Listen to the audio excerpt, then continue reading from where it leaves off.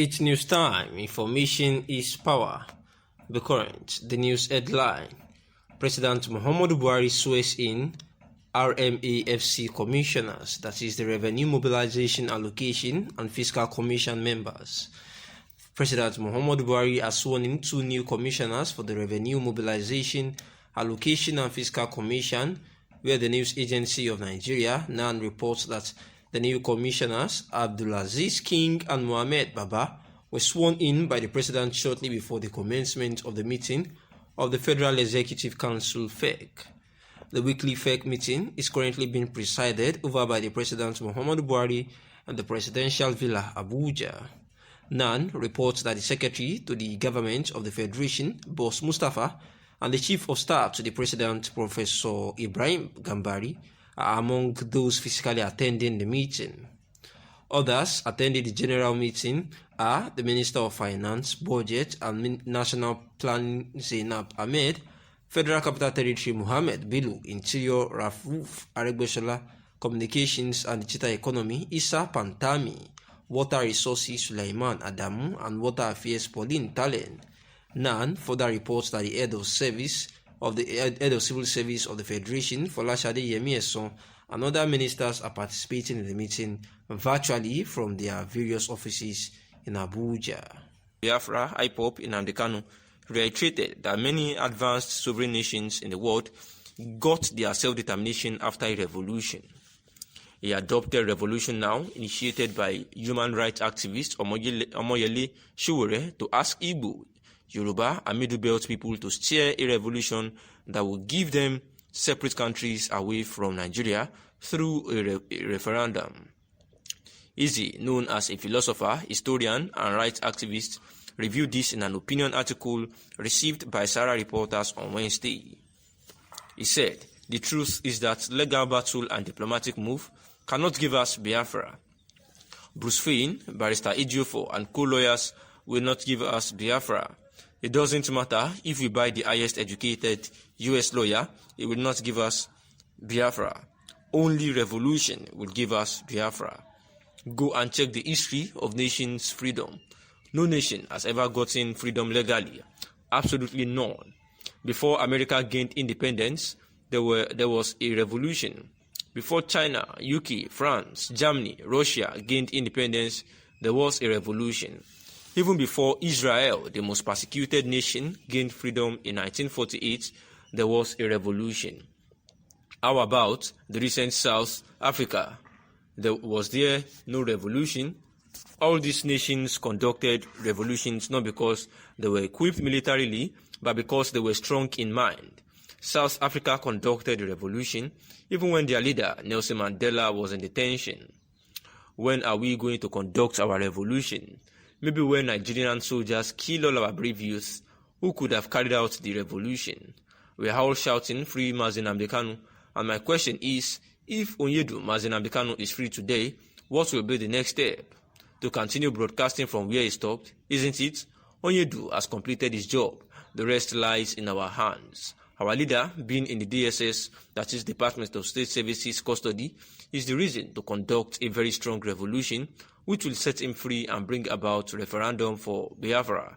His illegal abduction is what will vindicate us at the international community when the tension starts. Revolution is the only key that will draw the attention of the International Criminal Court. Many will die, but freedom is sure at the end.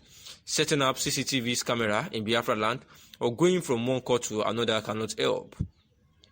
The opportunity to kill 2 birds with 1 stone is here for us, but unfortunately, we are about to misuse it.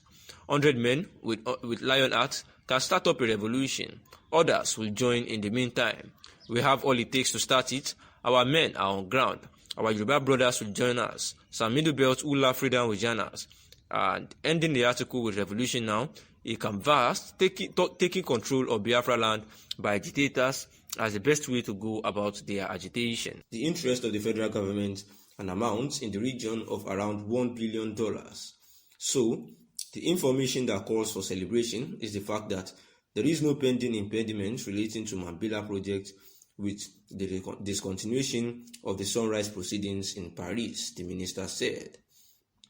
And this is the Attorney General of the Federation, Abubakar Malami, saying to the pressmen that actually interviewed him that the federal government is not outlooking the using political solution in solving the case at hand, as per the self-determination agitators who had been arrested for quite a while now. That is Sunday Adeyemo Igboho of the Yoruba Nation sect that had been agitating for the freedom of the Yoruba Nation, that is the breakaway from Nigeria, and also Nnamdi Kanu of the indigenous people of Biafra, which is also a secession group who wants to break away from Nigeria. And therefore, the Attorney General of the Federation says that in this regard, that they are not saying that they do not want to make use of political solutions to solve this issue, but for the government to take this into consideration, then a group or some group or anybody has to propose such to the federal government, and then they will look into it and see where they can actually come in after weighing the proposal. We know that the leader of the indigenous people of Biafra, IPOB, Kanu, had actually been accused of engaging in activities that can destabilize the country, where he was in charge, 7 fresh count charges against him, which borders on terrorism and treasonable felony. And his trial by Justice B. Ita Inyako had yet again been adjourned to January 19th, 2022, where Malami said that as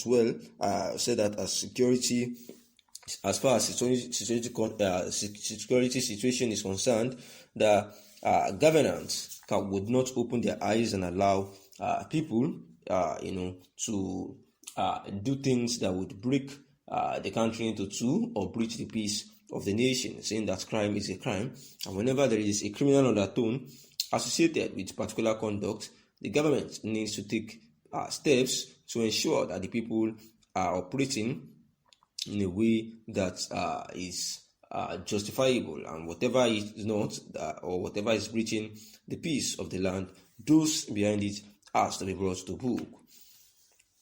The Attorney General of the Federation spoke in Abuja, saying that the issue of pardoning people was not even only spectacular to the Boko Haram members, but could be also extended to deserving cases.